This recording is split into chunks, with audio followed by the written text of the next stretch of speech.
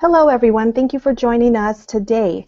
I wanted to share or introduce to you today's presenters. We have Catherine Hale, Kelly Perman, and students Valeria and Pranav, who are here today to talk to us about teaching writing and identity through series blogging. Now, Catherine Hale is an Apple Distinguished Educator and works with students and educators at Gunston Middle School to integrate technology and into the classroom in meaningful ways. Now, Kelly Perman has been teaching middle school for 5 years and is passionate about reading and writing as a platform for students to find their voice. And they have their amazing students, Pranav and Valeria, to share with us their experiences as well. I want to remind everyone that throughout today's session, you can ask questions or comment by using the hashtag #TheEdCollabGathering9. The #TheEdCollabGathering9, and you'll see that on my lower, right underneath my name there. Now I want to turn it over to our team. Welcome, and Catherine, I'll turn it over to you. Hey everybody, this is Catherine Hale. I'm super excited to be here. And one little secret actually that you guys might not know is that Vivian is also a teacher at our school, Gunston Middle School. So we're super excited that all three of us get to be here with students representing Gunston. And we're going to be talking about something really special and really close to my heart. And before we go ahead and get started with that, I kind of want Kelly and our students to say hi first before we jump in. Hey, hi everyone. My name is Kelly Perman. As Vivian said, I'm a 7th grade middle school English teacher. I have my wonderful students here with us, Pranav and Valeria, who decided to share their Saturday with us. I'm really excited to share with all of you what we do and what our students do on a daily basis.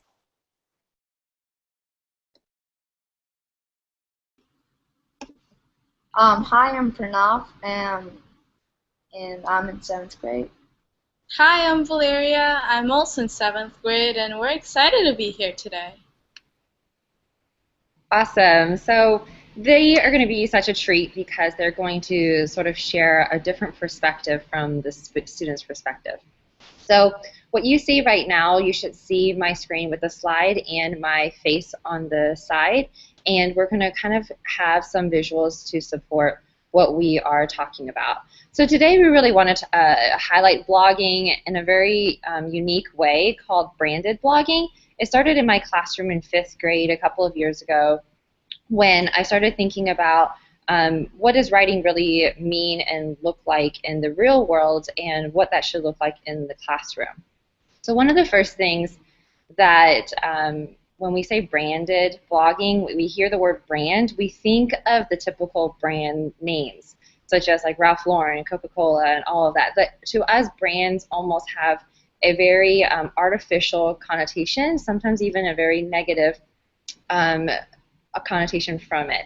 But one thing that I've been reading a lot on is something that even like Jerry McLaughlin from Forbes mentioned, is that your brand sort of has changed now. Branding isn't just an artificial title or label or product. It can really be just something that exists in someone's mind when you think of something, meaning that a brand doesn't have to be a name anymore. It can be a person. It could be a topic that we think about, or like a restaurant. When I think of a restaurant like Guapo's in my neighborhood, that brand is this like homey neighborhood Mexican restaurant that a lot of people like to go to. And so that led me to this thinking of, you know, regardless even if our students wanted to or not, they already have, so to speak, brands that were given to them and maybe not necessarily something that they have chosen for themselves. Kind of like this. So these are almost like labels that we have placed on our students unintentionally. Our students they see each other as maybe, oh, that's a star student, this one's a struggling reader. Like they know, like, oh, this student is really shy, like I'm somebody who, you know, is really funny and everybody thinks I'm funny. Those brands may not have been ones that they choose for themselves. And what if we were able to give them that opportunity to choose? what if through writing students could tell a new story or an additional story or a different story? And that to me is a different definition and is what we're trying to say today as far as brand, almost like metaphorically, that we are wanting our students to maybe be able to find their own brand, tell a different brand, one that they get to choose, not us. And I want to tell you guys this story of one of my students, Maya, in 5th grade. And she is a great example of how we are realizing that writing today, it's not isolated writing anymore in the real world. Writing doesn't stand alone. It's part of something much bigger, like a brand. So for example, with Maya and with a lot of my students in 5th grade, we started looking at a lot of the reading that we do online. And when you read online, you don't just look for one piece of article or one piece of text. You actually go to a place that we trust, or like a brand that we trust. So like CNN. I would like to read the news at CNN because I trust the information, the opinions of CNN. And if you can see, it's not just one article. It's a combination. It's accumulating a lot of different articles under one brand. And then the same too with blogs these days. So like if I really want to find a great recipe, I often go back to the same blog, like Skinny Taste, that has really great recipes that I trust. And even about things that we believe in, if we, when we read about things, and we want to write about our stuff, we find blogs about something we believe in. This is actually the blog that my professor that sort of just made me who I am today, Dr. Thomas, his scholarship, Becoming Radical blog post is all about these different educational topics that he really wants to push the envelope and give us a different light on it. And I like to read them. And so with Maya, she decided, you know what, in class I'm seen as, and she knows it too, like she's an introvert, she's shy. Everybody loves her though. She doesn't have like that negative reputation at school. But no one sees her maybe in this way as someone who's also like a funky fashionista. And so she started writing, and her writing about Disney looks meant that she went home and took time with her friends to get dressed up in modern versions of Disney characters and then write about it. And then she ended up writing more different fashion-related topics on sweaters versus hoodies or socks for days. And if you can see, even down here, these are actually graphics that she created, even though they look so professional. And so we found out that on top of this identity of, okay, so she's an introvert, she might be shy, but now she's a fashionista. Oh, wait, now we've also realized that she's a graphic designer, and she's talented, she's gifted, and she's got this great voice in her. It's sort of like her brand has broadened and changed, and we see her in a different light for that. And then it went on where she ended up wanting to have her personal blog after 5th grade, and she now wants to add a name to this brand, the Top Hats and Turtles fashion blog, with the fonts and everything that she wanted. And so one day she came to me and she said, you know, I woke up in the middle of the night and with this awesome blog idea, and I didn't know what to do. Like, is this normal? And I was like, yes, sweet, amazing Amaya. Like, this is what writing is about. When you wake up in the middle of the night and you think of an idea and you can't go back to sleep, like, that's writing. And how much do we do that for our students? How often can we allow our students to have that experience in class?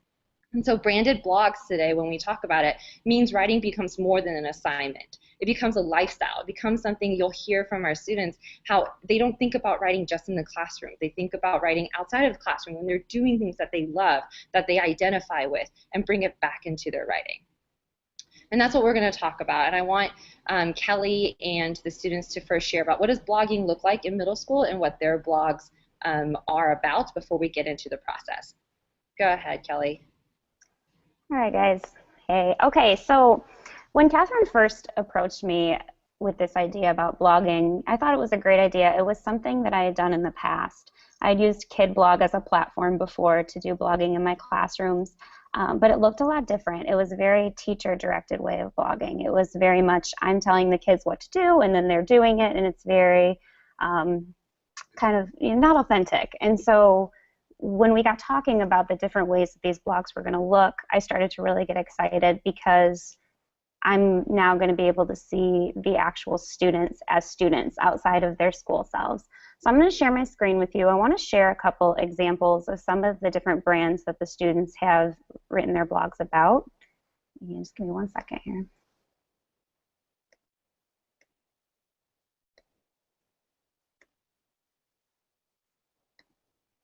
Okay, so you should still be able to see me at the bottom. Okay, so this first example is a student. His name is Sebastian, and he does wargaming. And so wargaming, from what I know about it, he takes small figurines and he paints them and creates them, and then he takes them to these competitions and competes. And if you look at the screen, this is his interface of all of the different blogs that Seb has written. These are not blogs that I've told him he has to write. These are totally his choice. What I notice a lot with the students blogging is that they're taking their hobbies and they're taking things that they're interested in outside of school, and they're bringing it into the classroom, into their writing. He's really taken ownership of this blog, and if you look, he's posting all the time. And I'm not telling him, okay, Seb, you have to post a blog post, you have to post a blog post. He's doing it. He's doing it on his own because it's something that he's interested in and something that he loves. So I'm going to go into what one of his blog posts looks like. This is just a small chunk of what one post might look like. He talks about how to play Warhammer 40, and that is totally something that I know nothing about, but he is able to go in and explain himself in so much detail. And then if you look on the right, he also brings in these charts that he's creating on his own. And so he's also bringing multimedia into this and sharing information. Another student that I have, Bobby, he has a passion for baking and cooking, and he immediately shared with me that he wanted to do a baking blog, and I thought this was fantastic. So Bobby decided, this is one of his first posts that he did back in the fall for delicious pumpkin cupcakes, and I've never seen someone's face light up so much about an idea. So he did the delicious pumpkin cupcake post, but not only did he do the post, he also gave me a step-by-step in photo. And if you actually look at his blog, these photos are placed in his blog where they belong in the sequence. And the best part of this entire blog post was that this picture on the right here, these cupcakes were brought in and shared, and they were delicious. And so what I think is so important about this is this wasn't something that I told Bobby he had to write about. He chose this topic. He chose this post. He created these cupcakes and brought them in, and that was all because of this idea of blogging. Okay, so I'm going to pass it over to Pranav and Valeria and let them show you what their brands are and what they've chosen to write about, because you'll notice throughout our presentation with the wargaming and the baking and the cooking, you're going to see so many different brands from all of my students. All right, thank you, Ms. Perman. My brand is about art technique, and the reason I chose it is because I want to help people draw. I want to see them flourish in the area.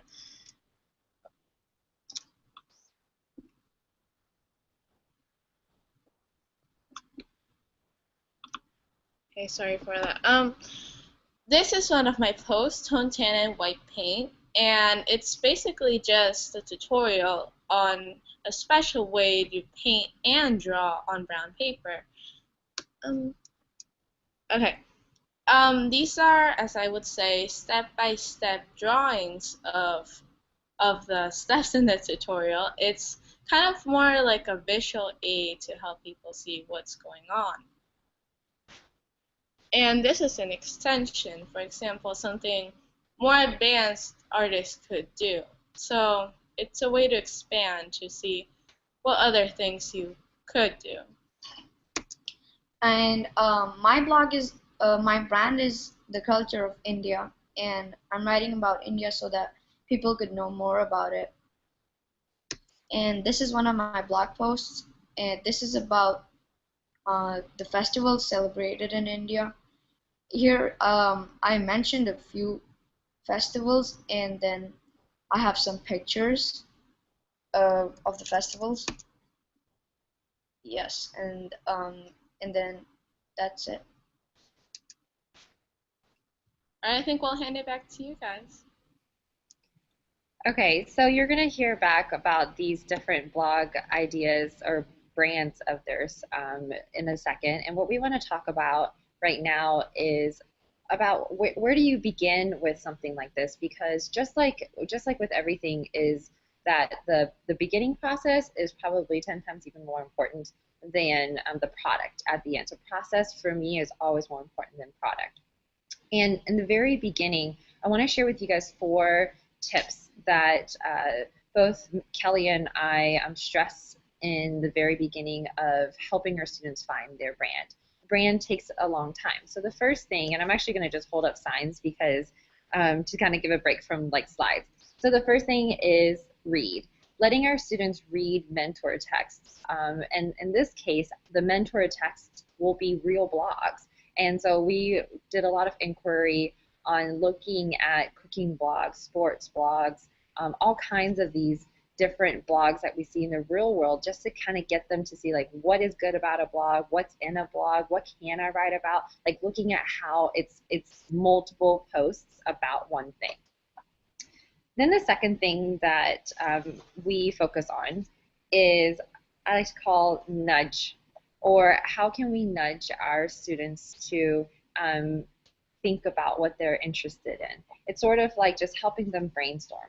And so here's a chart that I often might create, and we would build, like these would be 4 separate different lessons where let's think about the interest that you have and maybe do a quick list of different things that you're interested about. Think about what happens in your life outside of school that you do often. And then Sarah actually was just talking about identity maps this morning, and that's a huge thing that I like to have our students do. And then the last thing that really helps is just asking your peers, okay, so what do you notice about me? And that was actually how Maya really got her idea. And Valeria, can you quickly talk about like during this, like why you talked to us the other day about why like this nudging process was pretty key for you and helping you figure out your topic. Sure, I mean, to me, nudge was important because Miss Perman gave me enough time to come up with my idea. So it's something that really is special to me.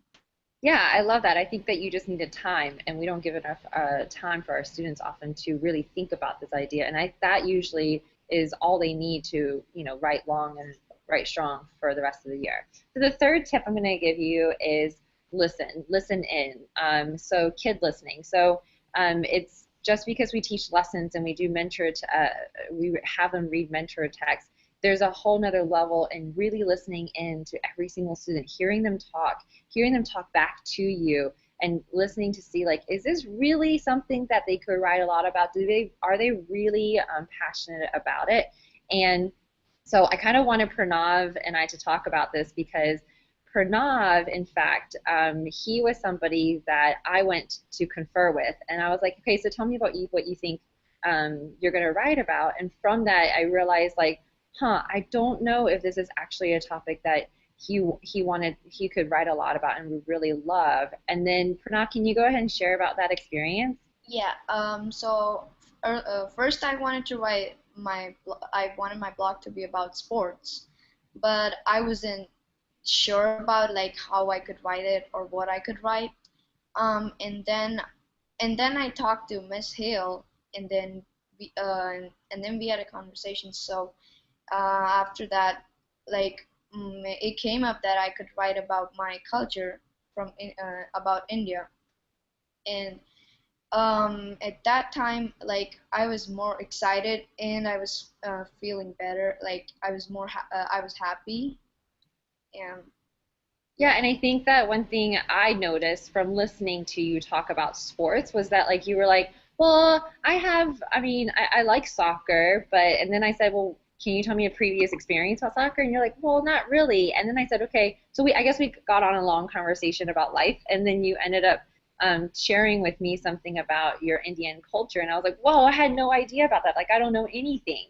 And it looked like for you, it was like this like light bulb turned on, and you could on paper come up with all these different ideas and topics you could write about your Indian culture. Yeah. yeah. So that was pretty cool. So the last little tip I want to give you guys is what Pranav and I just actually mentioned is trying it out. So before we actually going public with a brand, one way to try it out is having students really do like a list of 10. So can you, or a list of 5, can you quickly, if you were to write blog posts tomorrow, can you quickly jot down 5 to 10 different blog post ideas? You don't have to write them, but just ideas about that topic. And if you can, that means that this brand will probably last a pretty long time for you. You have a lot to say. And if you don't, that try is like a great way as like at the last little like double check before realizing like, are we ready to go forward, or let's go back and try some other strategies. So now Kelly is going to kind of talk about, after we go through this process, you know, we want to be realistic that it's not easy all the way through, that there's a lot of moves that a teacher has to make. So Kelly's going to share about that. Okay. Share. Okay, so a lot of what Ms. Hale talked about, Catherine talked about, was how we get kids started and how do we get them to start thinking about what they want their blogs to be about. And at that point, they are excited because this is this new idea of writing. They get to pick their topic, they're picking their brand, and it's new and exciting and fun for them. So we start the blogging process, what we did this year in September, and now we're in April, and how do we keep that stamina for staying interested in these blogs? I mean, yes, they're still writing about their brand and what they like and what they enjoy, but eventually it becomes something that they've just been doing all year, and we need to find a way to make sure that they're still excited about it. Not only excited about it, but making sure that they're still generating blog ideas. So how do we assist the kids who are struggling throughout the process? So Ms. Hale and Pranav had a conversation before he even started writing his blog that he did not want to do sports and he wanted to do his culture. But there are often times during the process where students are writing and it's just not connecting. So the first thing that I really try to talk to my students about is that we can abandon what we have if we know that there's something more we can write about. I had one student who just wouldn't get posts written, and she was struggling. She was trying to do a baking and cooking blog, and I think she was trying to do it because a lot of other people were doing it. It seemed like it was an easy topic, but she just wasn't invested. So she had written 2 or 3 blog posts that, you know, were average. She wasn't super excited about them, and so her and I sat down and we talked, and she decided she wanted to stick with cooking and baking, but she wanted to go a little bit more in depth about her culture, and her Hispanic culture and some Hispanic cooking, and be a little more authentic with it. So we abandoned her first idea and we turned it a little bit, tweaked it a little bit to make it what she wanted it to be. And so it's important for the students to know that they don't have to please me as a teacher and stick with their original idea. They can abandon and choose something that they feel very passionately and strong about. Another way to help students within the process is to just listen to them. I have one student who has a great blog about travel, but every week, never fails, he comes in and he says, Miss Perman, I'm not sure what I want to write about this week. And so I say, okay, well, we have a list of all of the places that he's been. I said, pick one and tell me about it. And I just listen. Sometimes I might make some notes. I might jot some things down on a Post-it so that I don't forget and then I can give it to him after we're finished talking. But I just listen to what he has to say. And then he'll look up at me and he'll say, oh, that's my blog post. And so sometimes just being that listening ear and having the students tell us their experiences, they can then turn them into those blog posts and not really realizing that they're doing their planning as they're talking. And I'm just there to listen. Peer-to-peer inspiration. A lot of the times when students are struggling with ideas, I tell them to go onto, we're using KidBlog as our platform, I tell them to go into KidBlog and look at what their classmates are doing. Find a blog that is the same brand. So if you are a cooking and baking blog or a travel blog or a fashion blog, see if you have any peers that have similar blogs that you can get inspiration from. I had one student who never has a problem coming up with ideas, and she was struggling with this past post because she just didn't have an idea. She does a baking blog, and so I said to her, Bobby, the student I showed the example of earlier with the cupcakes, I said he's doing a St. Patrick's Day themed cupcake because of the holiday. And that sparked something in her where she's like, oh yeah, the holiday is coming up. I want to do something St. Patrick's Day inspired too. And that helped her. So using their peers' blogs and even just having conversations with their peers. A lot of times in class, when there's downtime, I will walk around and find students talking to one another about their blogs.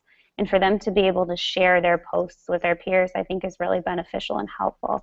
And finally, in addition to that, when they comment on one another's blogs, I'll go into the blogs often, and I will notice that they are always consistently commenting on one another's blogs. Some of them will actually write comments and say, hey, I think you should do a post about this, and then that post will show up. So their peers, I think, are the biggest source of inspiration for them, especially at this point. Sharing personal blog experiences and knowledge. The reason I really took ownership of this blogging series with my students because I myself love to read and engage in blogs. And so for me, when a student is struggling, I like to share what I know about blogs with them. I have one student who's doing a fashion blog, and her blog posts are great, but they're very similar to one another. And so we sat down and talked about, okay, what can a fashion blog look like? And I don't really... fashion is not my focus, but I was able to tell her, you know, based on blog posts that I've read before, I've seen different outfit collections that you could do. With award season, you could do reviews of the Oscars or the Emmys and how the celebrities are dressing. And so by sharing those personal experiences and things that I've read or that I've seen, I was able to spark an interest in her. And then share additional mentor texts. We introduced the blogging series with mentor texts. We show the students a variety of blogs on different topics, but it's important to not forget that you can continue to show mentor text to the students as you're going.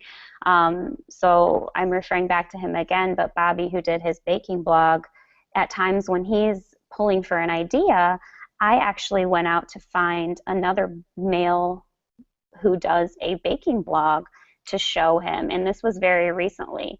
And so now he has that new mentor text and some of those new examples to go off of and give him inspiration. So I think that it's really important to make sure that a mentor text can be used, you know, throughout, especially with blogs, because there are so many out there and there's so many good ones that the students can use for their inspiration. Okay, so I'm going to pass it over to Pranav, and they are going to give you a little bit of information on how they keep their blogs going, how they continue to find ideas for writing, and where they get their inspiration from. And actually, Kelly, if you don't mind going ahead and leaving your screen on right now. I think we're having just a little bit of a tech difficulty, which is no big deal. So if you click on your screen, Kelly, and then click on Pranav and Valeria's face, so that we'll just, in case that the live screen isn't actually showing our faces, at least if it's showing your face, it's able to also see their screen. Okay, so can you see right now? Yeah, can you also close out the chat box on the right side? Yeah. To make it bigger. Okay, cool. And then make that screen like as big as possible. And then Pranav and Valeria, you guys can go ahead and share your part. Go. So what inspires my posts? Or how I keep on how I get ideas for my posts. So my inspiration is basically like I find words from my after I write my blog post, and then after I read them, I get like some words. Like in this blog post, I was writing about the languages of India, and then when I came to the language spoken in Kerala, then I thought that I could write about Kerala for my next blog post. So that's how I get ideas for my blog posts. And then how I add media to my blog posts. I always put the pictures after I write the whole blog post, and I put pictures so that people could like visualize what's actually happening, or what do they do, or how it looks like. And it also makes the it also makes the blog post more interesting. And in this one, this is a picture from one of my blog posts about the festivals of India. And how do I keep on writing in my blog posts? Um, or how do I keep on adding? So I usually give a personal opinion. In this blog post, I was writing about um, different types of food eaten in India. So I like I mentioned what food I like or what I don't like. So yeah, that's how I like extend my post.